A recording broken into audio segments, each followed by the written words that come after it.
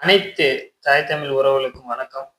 ராமேஸ்வரத்துல 12ஆம் வகுப்பு படிக்கின்ற பள்ளி மாணவிய கத்தியால் குத்தி படுகொலை. இந்த செய்தியை கேட்டவுடனேவும் நம்மளுக்கே ஒரு மாதிரி ஆயிடுச்சு. காதலிச்ச பெண்ணவே கத்தியால் குத்துற அளவுக்கு அவனுக்கு அந்த நிலைமையில இருந்திருக்கேன் அப்படின்னு பார்த்தோம்னா, எது அந்த மாதிரி பண்ணியிருக்கு அப்படின்னு பார்த்தீங்கன்னா, அந்த மது தான். அந்த மதுவை ஒழிக்கிறதுக்கு ஏன் இந்த தமிழ்நாடு அரசு முன்வர மாட்டேங்குது அப்படின்னா, நம்ம தமிழ்நாட்டோட வருவாயை அது பாதிச்சிரும். சரி, வருவாயை பாதிச்சிரும். அதுக்கு மாற்று எவ்வளோ வழிகள் இருக்கு. அத நம்ம யோசிச்சு அந்த மாரி பண்ணலாம். சரி, அந்த டாபிக் விட்டுருவோம். இப்ப நம்ம இந்த டாபிக் வருவோம்.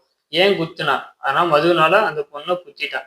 2 பேரும் ஒரே பகுதிய சேர்ந்தவங்க தான். ஆல்ரெடி அம்மா கிட்ட சொல்லியிருக்காங்க. சரி, பள்ளிக்கூடம் போற பொண்ணு இந்த மாரிலாம் பண்ண மாட்டான் அப்படின்னு இருக்கும்போது, அவன் அந்த பொண்ண கத்தியால குத்திடுறான்.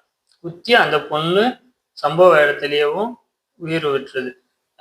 மக்கள் அவங்க அம்மா, அப்பா சொல்றது என்ன விஷயம்னு பார்த்தீங்கன்னா, இவனுக்கு குடுக்குற தண்டனை அப்படின்றது மேலும் என்ன மாரி இந்த என் பிள்ளை பாதிக்கப்பட்ட மாதிரி இன்னொரு பிள்ளை பாதிக்கப்படக்கூடாது அப்படின்னு அவங்க அம்மா, அப்பா தரப்புல இருந்து சொல்றாங்க. ஆனா இந்த அரசு நம்ம சொல்றது என்ன பார்த்தீங்கன்னா, ஒரு பொண்ணுக்கு பின்னாடியும் ஒரு காவல்துறை போக முடியாது. ஆனா இந்த அரசு நினைச்சு அப்படின்னா, ஒருத்தவனுக்கு குடுக்குற தண்டனை மத்த எல்லாரும் பயப்படுற மாரி ஒரு தண்டனைய குடுத்துச்சு அப்படின்னா, தமிழ்நாட்டுல சட்டங்கள் நிலையா நிற்கும்.